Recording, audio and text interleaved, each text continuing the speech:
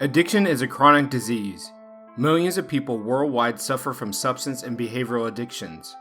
An addict's life is often unmanageable, leaving the addict and his or her family and friends feeling completely powerless over the disease. Without treatment, addiction can result in disability or premature death. You are listening to Making an Addict. My name is DJ Burr, and I'm an addict in long-term recovery. I'm a licensed psychotherapist, behavioral addiction specialist, and best-selling author of I Just Wanted Love, Recovery of a Codependent Sex and Love Addict, now available on Amazon, Audible, and iTunes.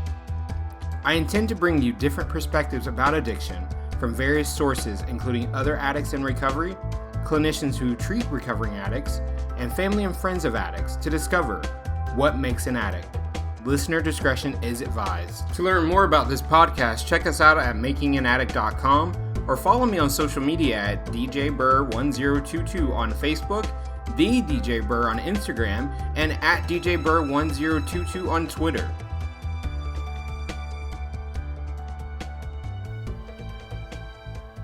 Welcome to another episode of Making an Addict. This is a special episode. Today, I am talking with Alan, and Alan just happens to be my partner. Welcome, Alan. Thank you, DJ. Thanks for having me on your show. You're welcome. So, for months, you have been listening to me go on and on about my podcast and my, my work and my writing and all the things. And I'm curious, how does it affect you to be in a relationship with someone who is an addict? It's kind of interesting, I think it's okay, nothing difficult about it. In a way, I grew up with addicts. We just didn't know they were addicts. Other than my brother, we knew was an addict. I think my mom was an addict. She was addicted to pain medicine, or pharmaceutical, that she was being prescribed by her doctor. So I've dealt with it. So I've had family members, and so have a little idea of what it looks like. Okay, so when we started dating, I think I made it clear to you that I was in recovery. I'm curious, and I'm sure our audience might be curious, how is it to hear that, up front, really? I was glad you disclosed it right up front, and, I just looked at it as another part of the relationship that I would have to work with and understand. I understand that you have friends that are in the different 12-step programs, and at first it was a little nerve-wracking that, you told me that, it wasn't appropriate to ask where you knew this person from, because they may be from a 12-step program and they might become full. And I understand the 12-step program and then the anonymity portion of it. So that was a little bit of a challenge for me at first, but I've gotten to the point where I understand. Yeah, this is just somebody that's reaching out that needs some help. Yeah, it was challenging on my end too, because most of the people in my life who are very close to me are in recovery, and they're present outside of the rooms too. So like birthday functions, holidays and things of that nature. And so I think over time people were willing to share with you where they knew me from, and I was A-okay with it. So, and I agree. As the relationship continued, I got to meet these amazing people, and they became more comfortable and got to know me. They did open up to me and, allowed me into where they knew me from, or where they knew you from. And that made it a little bit easier. It's just, there's certain things that I've done in the past that are not big issues in my life, and the things I had to step away from and totally do it out of support and love. Well, I'm grateful for the support. I'm curious if you had a similar experience with your brother, who you say was an addict, and then also your mom. Were they in recovery? My brother was not in recovery. His addiction ended up taking his life. He was a middle child, and he disclosed to me when we were younger, that his feelings about how Dad felt about him, and he just had a difficult time with that, and he fell in with the wrong crowd, and he learned to, as you say all the time, he learned to numb his hurt and pain. Yes, we do learn how to do it. With different substance, and unfortunately, he never got into recovery, and his mental health deteriorated, and ended up leading to him making a wrong choice, and he ended up at the end being paranoid schizophrenic, which I think is part. I'm not a psychologist or a therapist, but in my opinion, it was a result of the abuse, drug abuse that he had done to his brain over the years. Yeah, drugs can lead to psychosis. Drug abuse can. Yeah. And you're this young kid, and you're watching your older brother deteriorate right before you, and I imagine that had to have been scary for you. It was hard,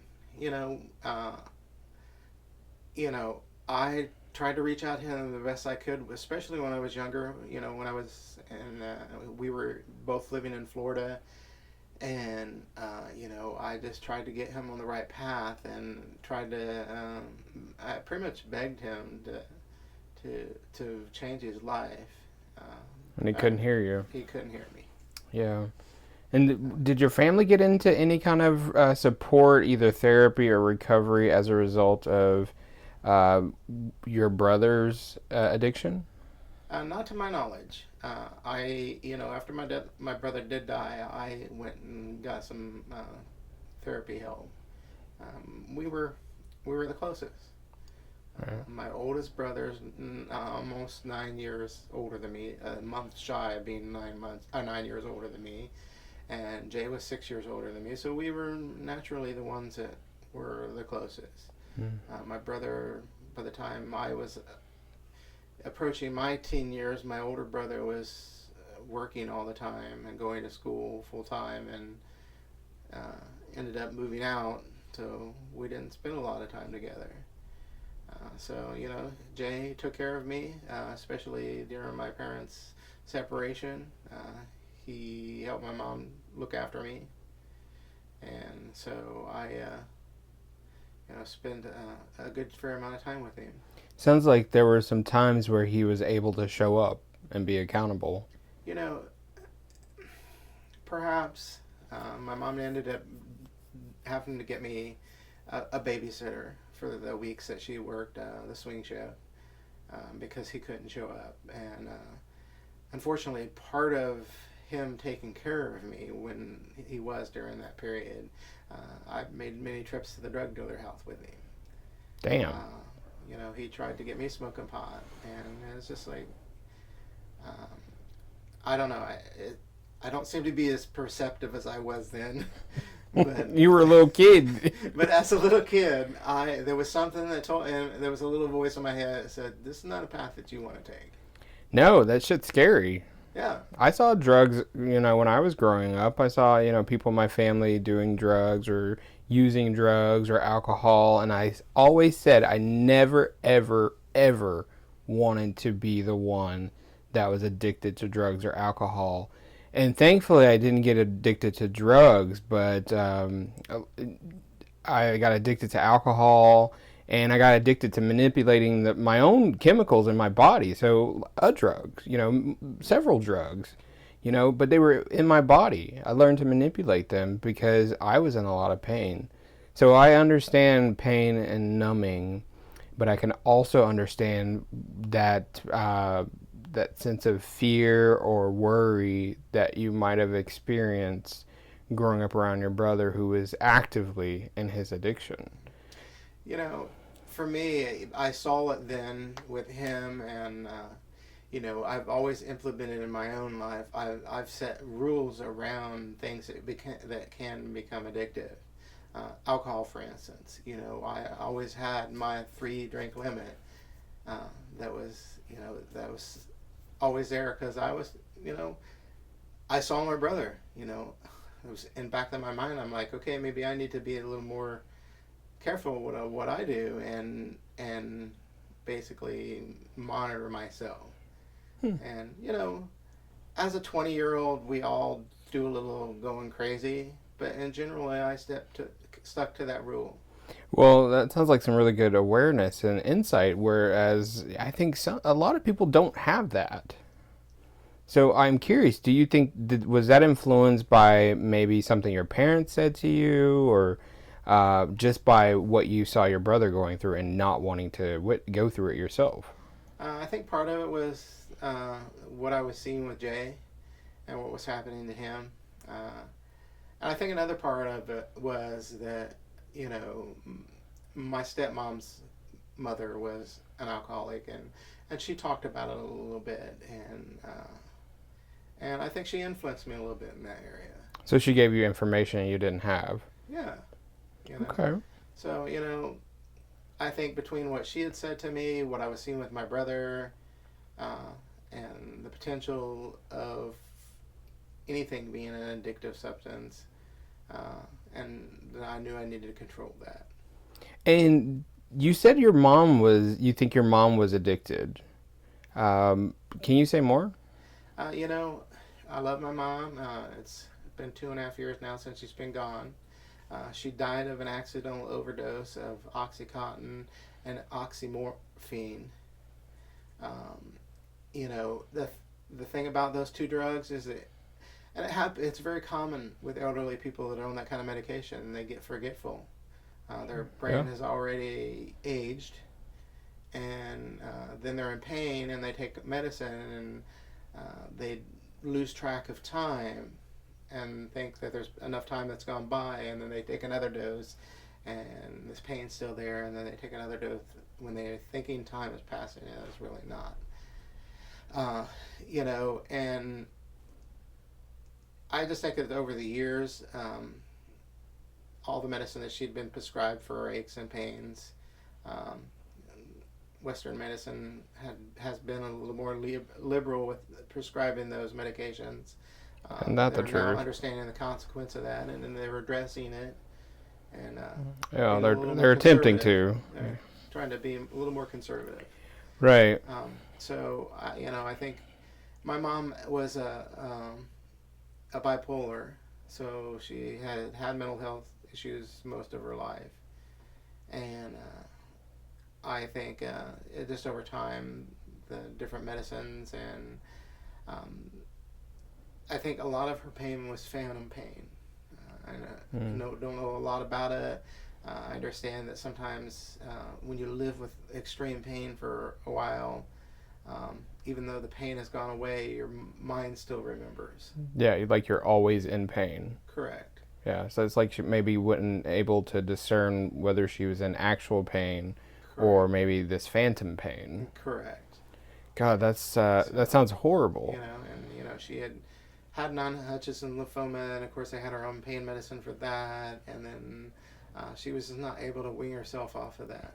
Mm. So, unfortunately, in my opinion, she got addicted to it, and yeah. unfortunately, it led to her passing.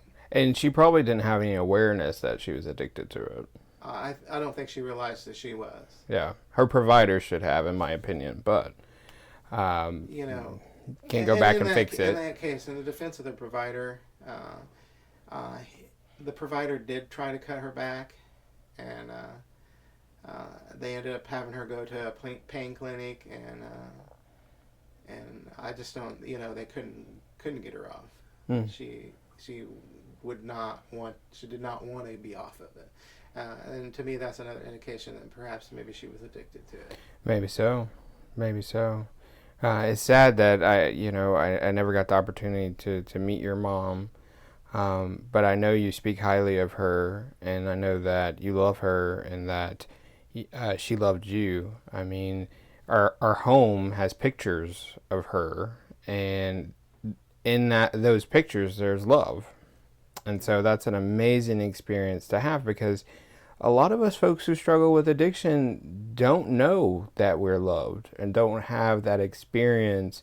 Or if we did have that experience, it was so long ago and in such a distant past that there's this void there. And when we start to think about what we lost or what was missing, we try to numb, right? Yeah. And so that's why it's important. I try to make sure that I communicate to my clients and to my audience here on this show and on my other show that recovery is an option. And recovery is not just showing up to the rooms and reading out the big book, right? There's more out, even outside of the rooms. And you've been exposed to recovery, like a shit ton of recovery. Yes, yes. Can you talk about what that's like? You know, I see nothing but positive coming out of it. All right. You have an amazing group of friends that are all in recovery of one of the groups that you're in. Whichever one it may be, they show up. You have people that you can send a message to when you're struggling with something particular, something that's triggered you.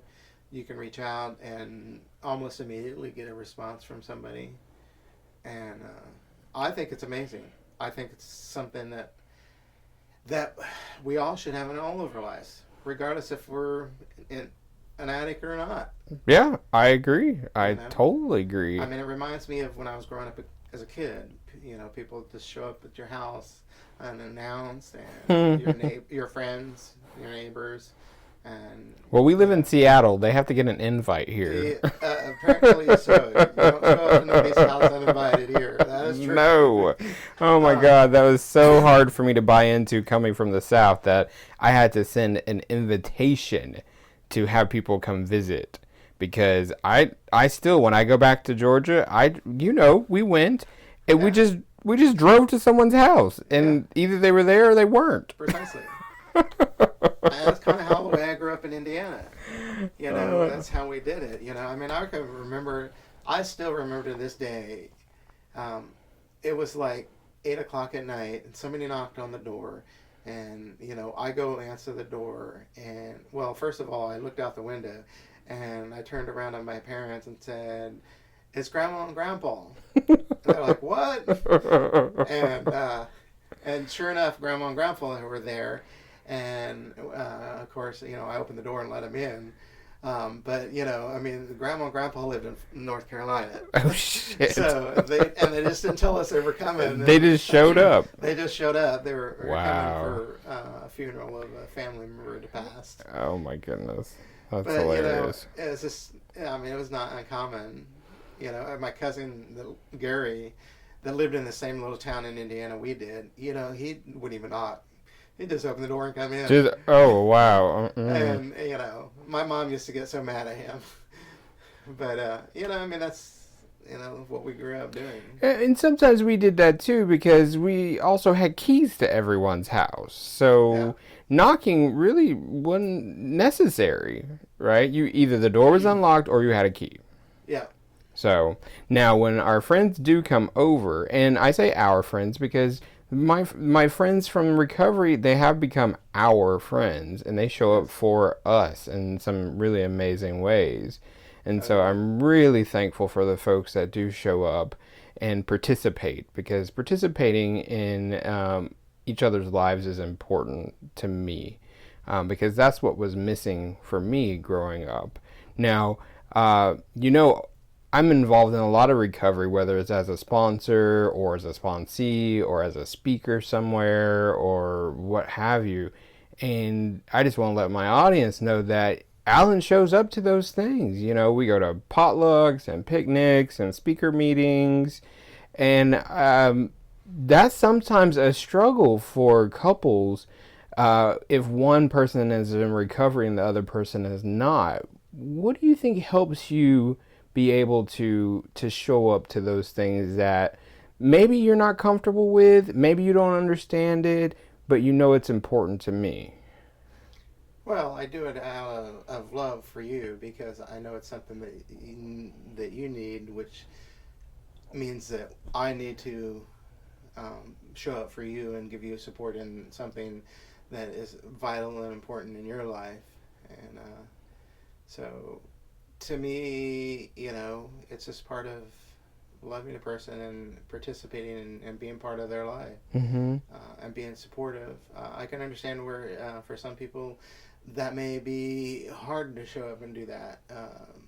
And it could be, for some people, could be because they don't want to face the reality of choices they're making in their own life. Well, let me tell you, that has been my experience. And when I was in my recovery dating, and I've told you these stories, but when I was in recovery dating with my dating plan, and yes, I do have a dating plan. If you want to know more about that, you can email me at dj.burr@ableseattle.com, and I will be glad to send it to you. But when I was using my plan, it included, a section of, that says I want to date someone who's willing to show up for recovery. And so what I would do is every month we have a speakers meeting in one of my fellowships. I would invite people I was dating to those meetings. Now, sometimes we stopped dating after the meeting, and that was good. It was good that, whatever was going on for them came up as a result of being exposed to my recovery, and so that meant not a good fit. Had a totally different experience when you went, and you've gone several times. Actually, I know, and the audience may want to know, but I've asked you several times for the last 3 months. I know. When we were going to go to speakers meeting. Oh my God. Because, even though I am not an addict, I always walk away with something that I can implement in my own life. But on Saturdays we have our movie nights and we have potlucks here at the house, and sometimes I don't want to get in the car and drive to the meeting. But we do have one coming up this month, and it is on my calendar. So I think we're going to be going back for that, because awesome. It is rewarding to hear other people's experience, strength, and hope. And I appreciate when people bring their families or their partners there to hear their stories too. And so, folks, if you've never been to a speakers meeting in your fellowship, you definitely put it on your calendar. It's a moving experience, and I have shared at those meetings, and it is life-changing. It changes your recovery. It changes your perspective on recovery. So I highly recommend those too. So back to recovery resources, we're sitting in my home office right now, and we're surrounded by recovery resources. I think our living room probably has recovery resources. Our bedroom has recovery resources. How does that affect you? It doesn't faze me at all, really, to be honest. Okay. It's part of who you are, and if I ever have a question about anything or need to have an answer, I'm sure I can find it in some of this recovery information that we have around the house. Yeah, you're in interesting positions, because you're not only in a relationship with someone who's in recovery and recovering from multiple addictions and who has years of sobriety, but you're also in a relationship with a therapist. Correct. What in the hell were you thinking? Cheap psychological therapy. No, he does not. Do not come after my license. I do not provide. I do not provide therapy at home to my partner. I agree. You don't. But what is that like? Because people in your life know that I'm in recovery and also a therapist. I'm sure they must be curious. I've gotten a few questions here and there. The interesting thing that has been a challenge in our relationship is some of my friends who like to indulge in things that we choose to sustain from have been a little bit more absent in my life. Yeah, and that's hard, because you should see your friends. I don't like putting myself in an environment where there's going to be substances, or substances like alcohol, because that's the big one, right? Because we live in America. Everyone, in my opinion, has had alcohol at least once. But we use alcohol in social settings, and I just choose not to involve myself in that. And I understand, and that's great. And my friends understand that. Uh, and I have tried to get them to come to our functions.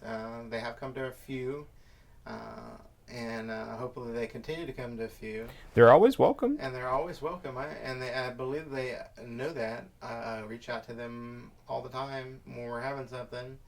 Uh, but I think for them, it may be that uncomfortable feeling of having to look at their own behavior. And I love them and I support them and whatever their choice would be. And I try to make sure that I show up for them the best that I can. Yeah, yeah. I hear that and appreciate that, and grateful that you take time to assess whether or not an event might be a good fit for me, and invite me to those events. And that's the thing, folks. We invite each other to events.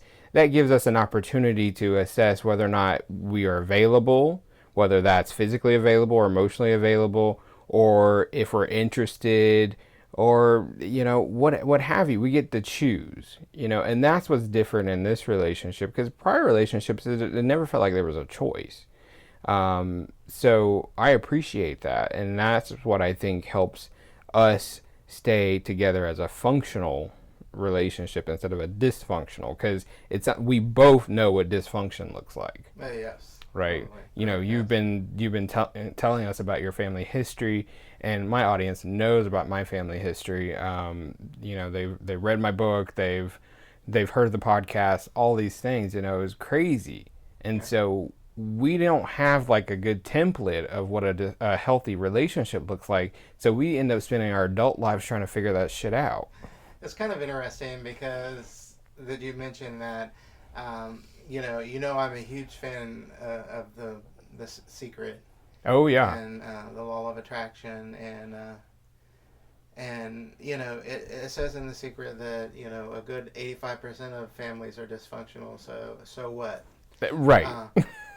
And so, unfortunately, there is not a book for of life and how to live life. No, there is not. There's no manual. Babies don't come with manuals. Nope. And because we're each individually have our own DNA chromosomes, and so what works for me may not work for the next person. What works for me may not work for you. Mm-hmm. And the thing is that we do all come from dysfunction, most of us. Yeah, the world is full of it. And How could we escape it? And it's kind of interesting. We've talked about codependency. Oh, my favorite topic. And and I see it, and I'm more aware of codependency Now. Now, things that growing up in a church-going household, things that were expected of you, and what we were taught. A lot of things we were taught is codependency. Yeah. And it's an everyday norm for a good portion of the country. Yeah. And they have no clue that they're being codependent. So give us an example of what you're saying. You know,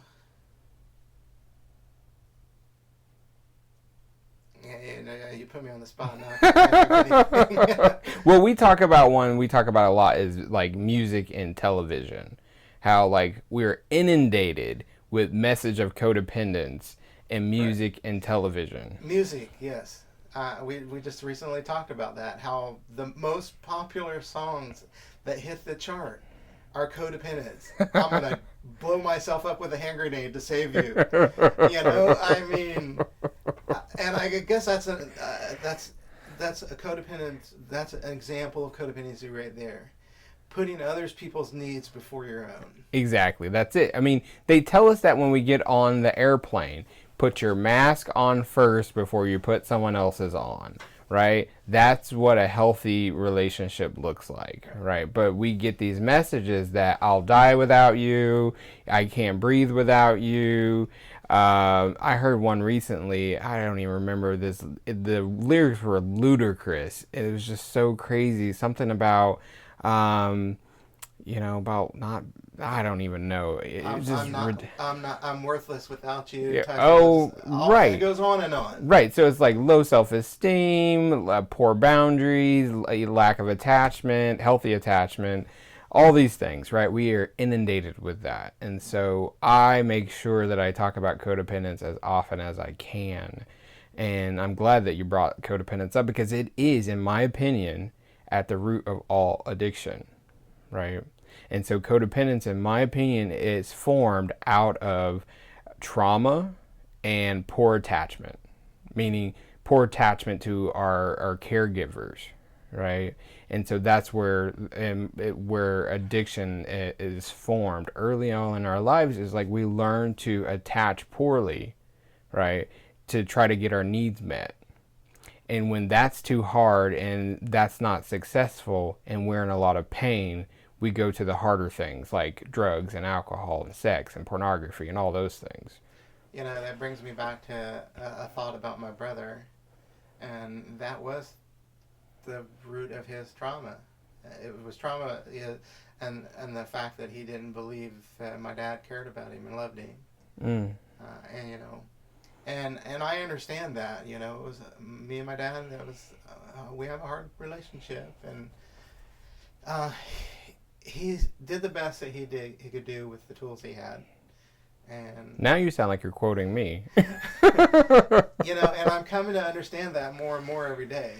And, you know, I try to reach out to him as best I can because he doesn't know how to reach out to me. Right. And then let go of the outcome. And let go of the outcome. Because you don't know what that exchange is going to look like. Right. But Correct. you're reaching out for you. Correct. Right. And it's not to take care of him. No. Yeah. It's for me to build a healthy relationship with him. Right. And yet maintain my boundaries. Exactly. Boundaries to another favorite conversation piece for me. And, you know, folks, the conversation that Alan and I are having, this is what we talk about, you know, I wouldn't say most of the time, but at least 50-50, right? Yeah. We have these conversations because these conversations are ones that have to be had in relationships. Because whether it's I'm coming, you know, home to talk about some, you know, dysfunction I'm experiencing as a result of maybe not taking care of myself, or Alan's having some experience with a coworker or something like that. We have to be able to talk about boundaries. We have to be able to talk about codependence. We have to talk about self-care, because these are all the things that we all have to be talking about, right? Yes, totally. And life can get hectic, and you know, we can forget to take care of ourselves. Oh shit, yeah. We're trying to take care of everybody else around us. Yeah, and you know, I'm just not interested in putting other people before me. But and that's a self-care and not selfishness. Correct. Right? I mean, and that doesn't mean I don't care, right? Correct. But I'm gonna make sure that I'm okay first before you're okay. Correct. Right? And it boils down to, you know, again, I'm gonna quote The Secret. You know, you can't take care of number two if you don't take care of number one. Amen. I heard that. I mean, if you're dead, if I'm dead, there's no way I can help you. Right. Yeah, absolutely. Yeah. And it isn't selfishness. Right. And then when you take care of yourself to the best of your ability and there's something lacking or you need more, you ask. Totally. Right? You don't demand, you make requests. And that's what that's what a healthy relationship looks like for someone, for all people, I think, not just people who are addicts or family members of addicts, for all people. I agree. You know, it has to be, you have to be open and willing to discuss anything and everything. Yeah, I agree. If an issue comes up, something that is going to affect both of us, you know, we've got to make that decision together. Right, exactly. And you know, and first of all, you just have to be willing. Mm-hmm. There has to be willingness. And so that's one of the things that I think that we can definitely see in this conversation that we're having. There is willingness on both sides to show up as the best that we can, right? We take care of ourselves so we can show up and take care of the relationship. You can't take care of the relationship first and then think about who you are and what your needs are, right? Yeah. That leads to dysfunction. Correct. So I'm grateful that you took the time out of our usually, television full Sunday to sit down and chat with me about addiction and what makes someone an addict and family of origin stuff. All difficult stuff to talk about sometimes, but I think it's always good information. I agree. Right? So thank you so much. I appreciate it, and I love you. I love you too, and thank you for having me. Thank you for joining the discussion today on Making an Addict. In closing, I want you to understand that there are various opinions about addiction and what makes someone an addict. The opinions expressed here on today's show are those of the person who made them. I suggest you take what you heard, process it, and decide for yourselves what you believe in. If you have feedback or want to tell your story on the show, let me know by emailing makinganaddict@gmail.com, or you can reach me on social media. Again, I'm on Facebook and Twitter at DJBurr1022 and The DJ Burr on Instagram. Lastly, thank you for giving me the opportunity to be of service. Recovery saved my life, and I will be forever grateful. I will keep giving back every opportunity I am given. Tune in next time to witness our ongoing discussion on Making an Addict. Making an Addict is produced by the Recovery Legacy Network, bringing you recovery on all fronts. Learn more at recoverylegacynetwork.com. Today's show featured music by CDK.